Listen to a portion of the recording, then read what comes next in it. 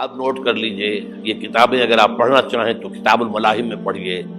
بدترین عذاب عربوں پر آیا کھڑا ہے، سروں پر تنا ہوا ہے، بدترین.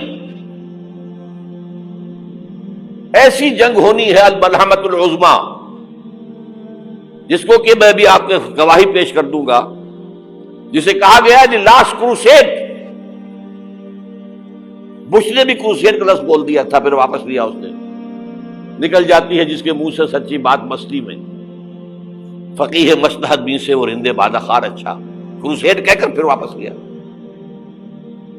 یہ کروسیڈ، اس کے اوپر جس قدر نقصان ہونا ہے عربوں کا. گریٹر اسرائیل بنے گا، یہ عراق، شام، اردن، سعودی عرب کا کچھ شمالی علاقہ، ترکی کا جنوبی علاقہ، مصر کا صحرائے سینا، اور اس کے ساتھ ہی جو بہترین اس کا زرخیز ترین علاقہ ڈیلٹا آف نائل، یہ سب یہودیوں کے قبضے میں جائے گا. اس کو حدیث میں کہا گیا الملحمۃ العظمیٰ. عیسائی 80 علم لے کر ہے مسلمانوں تم پر حملہ آور ہوں گے، اور ہر علم کے نیچے 12,000 فوج ہوگی. 9.5 لاکھ فوج. یہ نیٹو کی تیاری کس کے لیے ہو رہی ہے؟ جب یو ایس ایس آر کا خاتمہ ہوا تو پوچھا گیا تھا نیٹو چیف سے، اب کس لیے؟ تمہارا وہ دشمن تو ختم ہو گیا، اب ہمیں اسلامک فنڈامنٹلزم سے نمٹنا ہے. وہ جانتے ہیں خطرہ یہی ہے، اب اسلام ابھر سکتا ہے. مسلمانوں کے سینوں کے اندر وہ آگ ہے، اوپر خاکستر آ گیا ہے، تم پہ اٹھانا بیٹھنا. یہ اندر تو انگارا ہے، اوپر سے راکھ ہے، اس سے دھوکہ نہ کھا جانا ان کے دلوں کے اندر. اور بش نے کہا تھا مسلمان چاہتے ہیں کہ ہسپانیہ سے لے کر انڈونیشیا تک نظام خلافت قائم کریں. اور میں حیران ہوا تھا کہ اس کمبخت کو ہسپانیہ کا خیال کیسے آ گیا. ہمیں تو کبھی آتا ہی نہیں، اب ہم تو بھول گئے. وہ تو 500 برس پرانی بات ہے، جبکہ وہاں سے ہمیں نکال دیا گیا تھا. اگرچہ اقبال نے کہا تھا ہے ارض فلسطین پہ یہودی کا اگر حق، ہسپانیہ پر حق نہیں کیوں اہل عرب کا. ہسپانیہ میں تو 800 سال حکومت کی مسلمانوں نے، اور ابھی 500 برس ہی گزرے ہیں نا. یہودی تو ارض مقدس سے 2000 سال نکالے گئے. انہیں لا کے آباد کیا گیا، عربوں کے سینے میں خنجر بھونک دیا گیا. وہ چھوٹا سا ملک جو چاہتا کرتا، کوئی پوچھنے والا نہیں. امریکہ جیسے اپنے بیٹے کی حفاظت کرے ویسے کرتا ہے اس کی. اور حضور نے فرمایا ہے وہ جنگ جب ہوگی تو ایک باپ کے اگر 100 بیٹے ہوں گے تو 99 ختم ہو جائیں گے، ایک بچے گا. یہ حدیث ہے، حدیث ہے صحیح. اور آپ نے فرمایا ویل للعرب من شر قد اقترب. عربوں کے لیے ہلاکت ہے، عربوں کے لیے بربادی ہے اس شر سے جو قریب آ چکی ہے. اور آج جس طرح انہوں نے ان کی تہذیب کو اختیار کر لیا ہے، دبئی جا کر دیکھیے، بدترین مغربی معاشرہ جو ہے وہ دبئی کے اندر ہم نے قائم کر کے دکھا دیا. اب سعودی عرب اس راستے پر بڑھ رہا ہے. اور اس کے بعد نمبر 2 پر جو ہے ہم پاکستانی ہیں. لیکن میں اس کے وہ پہلی بات جو کہہ رہا ہوں وہ تو یقینی ہے، اس میں تو احادیث صحیحہ موجود ہے. اگرچہ اس کے بعد پانسا پلٹے گا، پھر حضرت مہدی کا ظہور ہوگا، حضرت عیسیٰ کا نزول ہوگا، اور وہ گریٹر اسرائیل گریٹر گریو یارڈ بنے گا یہودیوں کا. ایک ایک یہودی قتل ہوگا اور دفن ہوگا. یہ بات میں ہونا ہے، میں پہلی بات پر بحث کر رہا ہوں. وہ پانسا پلٹے گا جب پلٹے گا. ابھی جو سامنے ہے وہ کیا ہے؟ جس ملحمۃ العظمیٰ کہا حضور نے، جسے آرمگیڈون کہتے ہیں عیسائی. آرمگیڈون کی اگر کہیں جا کر آپ دیکھیں گے، آپ ڈکشنری میں مانی تو کیا لکھا ہے؟ A very big war which will be fought between the forces of evil and good before the end of this world. اس دنیا کے خاتمے سے پہلے خیر اور شر کی قوتوں کے درمیان بہت بڑی جنگ ہوگی. ارمجدون اسے کہتے ہیں عربی میں، اور آرمگیڈون اسے کہتے ہیں انگریزی کے اندر. اور یہ بائبل کی آخری کتاب کے اندر ہے، جو اس میں کہ مکاشفات یوحنا، ریولیشنز آف سینٹ جان. یہ تو میں کہہ رہا ہوں یقین کے ساتھ، اور زیادہ دور نہیں ہے، آیا چاہتا ہے. اس لیے کہ یہودیوں کا اور عیسائی جو کنزرویٹوز ہیں، نیو کنزرویٹوز، ان کا 5 نکاتی ایجنڈا ہے متفق علیہ، جس کے تحت کہ یہ جنگ صلیبی شروع کی گئی ہے. تو سن لیجئے آپ.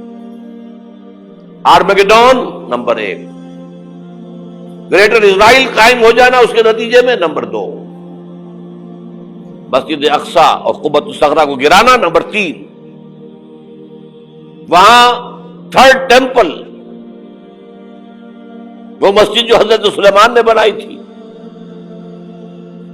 1000 قبل مسیح میں، پھر برباد کی تھی نبوکدنضر نے، دوبارہ بنائی گئی، پھر دوبارہ ختم ہوئی 70 عیسوی تک گری پڑی ہے. ان کا خانہ کعبہ گرا ہوا ہے 70 عیسوی سے لے کر آج تک. ایک دیوار ہے ویلنگ وال، جہاں جاتے ہیں، روتے ہیں، پیٹتے ہیں، ماتم کرتے ہیں، وہاں وہ بنے گا 3rd ٹیمپل. اور نمبر 4، اس میں لا کر رکھا جائے گا تخت حضرت داؤد کا. یہ تخت کہاں ہے اس وقت؟ یہ لندن شریف کے اندر، جو ان کی پارلیمنٹ کا جو چرچ ہے، ویسٹ منسٹر ایبے، اس میں رکھا ہوا ہے.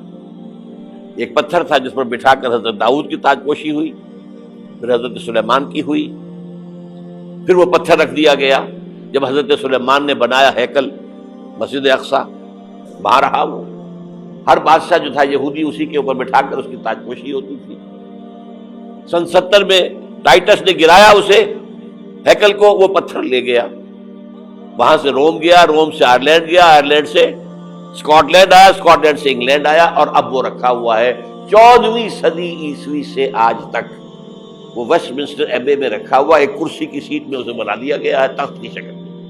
اب انگریزوں میں کوئی ملکہ ہو، کوئی بادشاہ ہو جس کی بھی تاج پوشی ہونی اس میں ہو، یہ لا کر رکھا جائے گا 3rd ٹیمپل میں. اور اس پر یہودیوں کے خیال کے مطابق ان کا مسیحا آئے گا جو مسیح دجال ہوگا. عیسائیوں کے خیال کے مطابق حضرت عیسیٰ آئیں گے، وہ ہمارا بھی خیال ہے حضرت عیسیٰ آئیں گے علیہ السلام. بہرحال یہ تو بعد کی باتیں ہیں نا. اس وقت جو میں عرض کر رہا ہوں، عربوں پر بہت بڑا عذاب، اور پاکستان کا معاملہ البتہ یہ ہے، میں یقین سے نہیں کہہ سکتا. ہینگنگ ان دی بیلنس، ہو سکتا ہے اللہ تعالیٰ ہم پر رحم فرمائے، ہو سکتا ہے، اگرچہ اس کی کچھ شرائط ہوں گی. چمن کے مالک اگر بنا لیں موافق اپنا شعار، اب بھی چمن میں آ سکتی ہے پلٹ کر چمن سے روٹھی بہار، اب بھی ہو سکتی ہے. اور یہ بھی ہو سکتا ہے کہ اللہ تعالیٰ نے معجزانہ طور پر ہمیں ملک دیا، ہم نے اللہ سے بدعہدی کی، وعدہ خلافی کی، غداری کی، لہذا سزا دی جائے اور ہم سے یہ ملک چھین لیا جائے. It's just possible. دور نہ سمجھے، اسے انہونی بات نہ سمجھے. جو گھیراؤ ہو رہا ہے آپ کے مغرب میں نیٹو فورسز اور مشرق میں بھارتی فورسز گدھوں کی طرح بیٹھے ہوئے انتظار کر رہے ہیں پاکستان اور ڈسٹیبلائز ہو جائے، یہاں اور بدامنی ہو جائے. اب لاہور میں پھر آج دھماکے ہو گئے ہیں. 2 دن پہلے کا دھماکہ میں سہ کے آیا ہوا ہوں، آپ کے سامنے بیٹھا ہوں. وہ جانے بچی ہیں جو ہماری اکیڈمی کا حشر ہوا، تو میں آپ کو نہیں بتا سکتا. یہ سارا کیوں ہو رہا ہے؟ تاکہ یہاں بدامنی ہو جائے اور ہمیں جواز مل جائے. مغرب سے نیٹو فورسز داخل ہو جائیں، مشرق سے بھارتی فورسز آ جائیں، اور ہمارے ایٹمی دانت توڑ کر اور پھر ہمیں بھارت کے سامنے ڈال دیا جائے. نو ڈو ایز یو لائک. یہ ان کا نقشہ ہے. ہوگا کیا وہ اللہ جانتا ہے. ہوگا وہ جو اللہ چاہے. لیکن اللہ کا چاہنا جو ہے وہ کس پر منحصر ہے؟ یہاں انقلاب برپا کرو، یہاں اسلام لاؤ. اگر دھندوں میں لگے رہو گے تو وہ خود بخود نہیں آ جائے گا انقلاب. صحابہ نے جانیں دی تھی، کتنی تکلیفیں اٹھائی تھی. 12 برس تک مکی دور کے اندر با نشہ درویشی در ساز و دمادم زن، جو پختہ شبی خدرا بر سلطنت جم سن. یوم طائف یاد ہے جو حضرت عائشہ فرماتی ہے کہ میں نے پوچھا تھا حضور سے کہ یوم احد سے زیادہ سختی بھی آپ پر کبھی آئی؟ یوم احد پر کیا ہوا تھا؟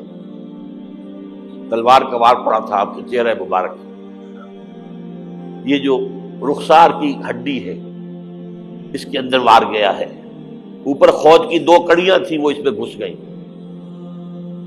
2 دندان مبارک شہید ہوئے۔ وہ خود کی کڑیاں ایک صحابی نے اپنے دانتوں سے پکڑ کے کھینچنے کی کوشش کی، دانت نکل گئے، وہ نہیں نکلی، کیا جتن کر کے نکالی گئی ہوگی تو خون کا فوارہ آیا، اتنا خون گیا ہے کہ آپ بے ہوش ہو گئے، گر گئے، اور مشہور یہ ہو گیا کہ آپ کا انتقال ہو گیا، شہادت ہو گئی۔ یہ سیرت کبھی پڑھی ہے؟ حضرت عائشہ کے ہوش کا تو یہی دور تھا نا، یوم طائف میں جو آپ کی کیا تھی، بچی تھی، انہیں کیا پتا کیا ہو رہا ہے حضور کے ساتھ۔ 3 دن تک حضور مکے کی گلیاں اور وہاں کے اوباش لوگ پتھراؤ کر گئے تھے اس امید میں کہ شاید وہاں کا کوئی سردار ایمان لے آئے، تو یہاں تو ابو طالب بھی فوت ہو گئے، یہی دنیاوی سہارا تھا، خاندانی سہارا تھا ابو طالب کے ذریعے، اور گھر میں ایک دلجوئی کرنے والی رفیقہ حیات تھی، وہ بھی، ان کا بھی انتقال ہو گیا۔ آپ نے کہا یہ عام الحزن ہے، اب تو سب کو طے ہو گیا قریش کو کہ آپ جیسے قتل کر دو، اسی لیے آپ گئے طائف، شاید وہاں کا کوئی بڑا سردار مانے ایمان لے آئے مجھ پر تو میں اپنا مرکز ادھر شفٹ کر دوں۔ تینوں سے ملے ہیں، تینوں نے وہ جواب دیے ہیں، نکل جاؤ یہاں سے، میں تمہارے ساتھ بات بھی کرنے کو تیار نہیں۔ اچھا، تمہارے سوا کوئی نہیں ملا تھا اللہ کو نبی بنا کر بھیجنے کے لیے؟ دیکھو جاؤ، میں بات نہیں کرنا چاہتا، ہو سکتا ہے میں بے عزتی کر بیٹھوں، واقعی تم اللہ کے نبی ہو تو میں مارا جاؤں گا، جاؤ جاؤ جاؤ۔ یہ سلوک محبت کے ساتھ ملا ہے۔ اور پھر چھوکروں کو، اسٹریٹ ارچنز جنہیں آپ کہتے ہیں، اشارہ کیا تھا، خبر لو ان کی، پتھراؤ ہو رہا ہے، ساتھ کوئی ہے ہی نہیں، ایک آدمی صرف، زید ابن حارثہ۔ اب سامنے سے پتھر آ رہے ہیں تو حضرت زید آگے آ جاتے ہیں، ڈھال بنتے ہیں، مجھے لگے پتھر حضور کو رہے، آپ پیچھے سے آ رہے ہیں، چاروں طرف سے تو ڈھال نہیں بن سکتا ایک شخص، جسم لہو لہان، خون جا کر جوتیوں میں جم گیا ہے، جوتی اتر نہیں دی۔ پھر وہاں سے واپسی پر جو دعا مانگی ہے، اللہم الیک اشکو ضعف قوتی وقلت حیلتی وہوانی علی الناس، اے اللہ تیری جناب میں فریاد لے کر آیا ہوں اپنے قوت کی کمی کا، اپنے وسائل کی کمی کا، اور جو ذلت و خواری ہو رہی ہے لوگوں کے سامنے، الا ملتقننی، مجھے کس کے حوالے کر دیا ہے، الا بعیدی یتجہمنی، یہ میرے اوپر ہجوم کر کے آ جائے، حملہ کرے، اور عدو من لگتا امرے، یہ دشمن کے حوالے میرا معاملہ کیا، جو چاہے کر دے وہ۔ لیکن پھر عبدیت غالب آتی ہے، ان لم یکن علی غضبک فلا ابالی، اللہ اگر تو ناراض نہیں ہے تو مجھے کوئی پرواہ نہیں، سر تقدیم خم ہے جو مزاج یار میں آئے، مجھے اندیشہ یہ ہے کہ تو ناراض تو نہیں ہوئی، یہ تکلیفیں جھیلی ہے۔ سینکڑوں صحابہ نے جانوں کا نذرانہ پیش کیا ہے، احزاب کی جنگ میں فاقوں پر فاقے ہو رہے تھے، اور ان فاقوں کی حالت میں خندق کھودنے کا حکم ملا ہے، لوگوں کی کمریں دوہری ہو رہی ہیں، پتھر باندھے ہیں اپنے پیٹوں سے، اپنی چادروں کے ساتھ کس کر کمر دوہری نہ ہو جائے، اور جب صحابہ کدالیں چلا رہے ہیں تو کیا کہہ رہے ہیں، نحن الذین بایعوا محمدا علی الجہاد ما بقینا ابدا، اللہم لا عیش الا عیش الاخرہ۔ صحابہ کہتے تھے ہم وہ لوگ ہیں جنہوں نے محمد سے بیعت کی ہے کہ جہاد کرتے رہیں گے جب تک جان میں جان نکل جائے تو بات اور، جان ہے، چاہے ابھی بھوک سے کمر دوڑی ہوئی جا رہی، جان تو ہے۔ اور ایک دفعہ کہتے تھے اللہم لا عیش الا عیش الاخرہ، اے اللہ عیش، زندگی تو آخرت کی زندگی ہے۔ اور حضور فرماتے تھے، حضور کے بیٹھے ہوئے نہیں تھے گاؤں تکیہ لگا کر، پتھر اٹھا کر خندق میں سے لے جا کے باہر پھینک رہے تھے، جب صحابہ کہتے ہیں اللہم لا عیش الا عیش الاخرہ، حضور فرما رہے ہیں فاغفر للانصار والمہاجرہ، اے اللہ ان انصار اور مہاجرین کی مغفرت فرما دو۔ پھر حضور کی خدمت میں کچھ لوگ آئے، حضور اب یہ فاقہ ناقابل برداشت ہو گیا، دیکھیے ہم نے یہ پتھر باندھے ہوئے اپنے پیٹ کے ساتھ۔ حضور نے کرتا اٹھا کر دکھایا، وہاں 2 پتھر باندھے ہوئے۔ یہ ہے سیرت النبی۔ آپ کس چیز کو سیرت النبی سمجھتے ہیں؟ بہرحال اس موضوع پر میری ایک کتاب ہے منہج انقلاب نبوی، کہ انقلاب کیسے آیا تھا۔ اگر دل میں ذرا بھی آرزو پیدا ہو گئی ہو کہ اللہ قبول کر لے مجھے قبول کر لے اس کام کے لیے، تو وہ کتاب آپ کے لیے مسٹ ہوگی، اس کا پڑھنا۔